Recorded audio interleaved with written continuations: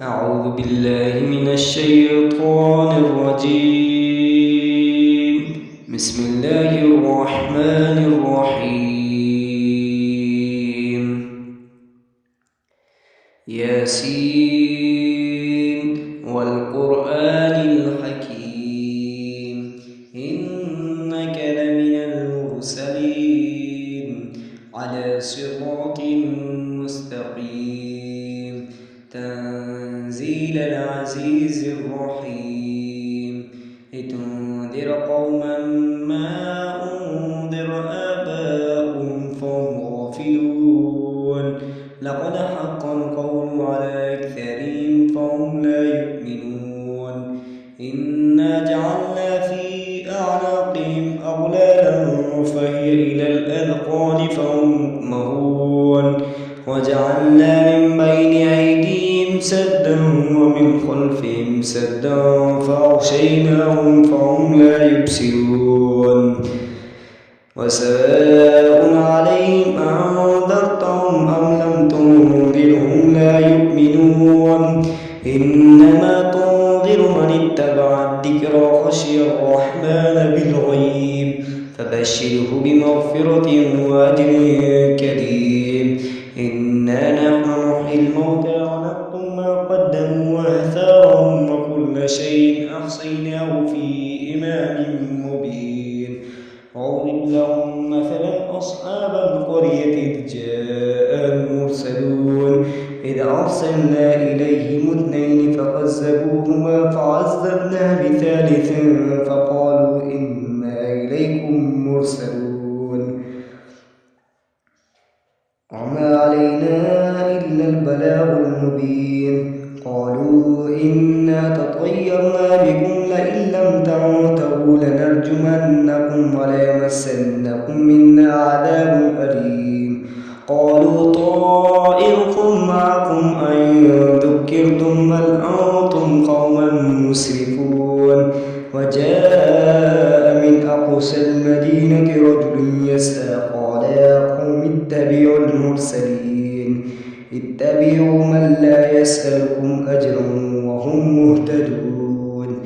وما لي لا أعبد الذي فطرني وإليه ترجعون أتخذ من دونه آلهة إن يردني الرحمن بضر لا تغني عني شفاعتهم شيئا ولا ينقذون إني إذا لفي ضلال مبين إني آمنت بربكم فاسمعون قيل ادخل الجنة قال يا ليت قومي يعلمون بما غفر لي ربي وجعلني من المكرمين وما أنزلنا على قومه من بعده من جود من السماء وما كنا منزلين إن كانت إلا صيحة واحدة فإذا هم خامدون يا حسرة على العباد ما يأتيهم من رسول إلا كانوا به يستهزئون ألم يروا كم أهلكنا قبلهم من القرون أنهم إليهم لا يرجعون وإن كل لما جميع لدينا محضرون وآية لهم الأرض الميتة أحييناها وأخرجنا منها حبا فمنه يأكلون وجعلنا فيها جنات من نخيل وعناب وفجرنا فيها من العيون يأكلوا من ثمره وما عملته أيديهم أفلا يشكرون سبحان الذي خلق الأزواج كلها مما تنبت الأرض ومن أنفسهم ومما لا يعلمون وآية لهم الليل نسلخ منه النهار فإذا هم مظلمون والشمس تجري لمستقر لها ذلك تقدير العزيز العليم والقمر قدرناه منازل حتى عاد كالعرجون القديم الشمس ينبغي لها أن تدرك القمر والليل سابق النهار وكل في فلك يسبحون وآية لهم لهم في الفلك المشحون فخلقنا لهم من مثله ما يركبون وإن نشأ نغرقهم فلا صريخ لهم ولا هم ينقذون إلا رحمة منا ومتاعا إلى حين وإذا قيل لهم اتقوا ما بين أيديكم وما خلفكم لعلكم ترحمون وما تأتيهم من آيات ربهم إلا كانوا عنها معرضين وإذا قيل لهم أنفقوا مما رزقكم الله قال الذين كفروا أنطعم من لو يشاء الله أطعمه إن أنتم إلا في ضلال مبين ويقولون متى هذا الوعد إن كنتم صادقين ما ينظرون إلا صيحة واحدة تأخذهم وهم يخصمون فلا يستطيعون توصية ولا إلى أهلهم يرجعون ونفخ في السور فإذا هم من الأجداث إلى ربهم ينسلون قالوا يا ويلنا من بعثنا من مرقدنا هذا ما وعد الرحمن وصدق المرسلون إن كانت إلا صيحة واحدة فإذا هم جميع لدينا محضرون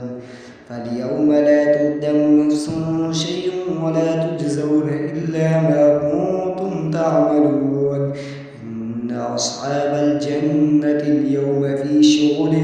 فاكهون هم وأزواجهم في ظلال على الأرائك متكئون لهم فيها فاكهة ولهم ما يدعون سلام قولا من رب رحيم وامتازوا اليوم أيها المجرمون ألم أهد إليكم يا بني آدم ألا تعبدوا الشيطان إنه لكم عدو مبين وأن اعبدوني هذا صراط مستقيم ولقد أضل منكم جبلا كثيرا أفلم تكونوا تعقلون هذه جهنم التي كنتم توعدون اصلوها اليوم بما كنتم تكفرون اليوم نختم على أفواههم وتكلمنا أيديهم وتشهد أرجلهم بما كانوا يكسبون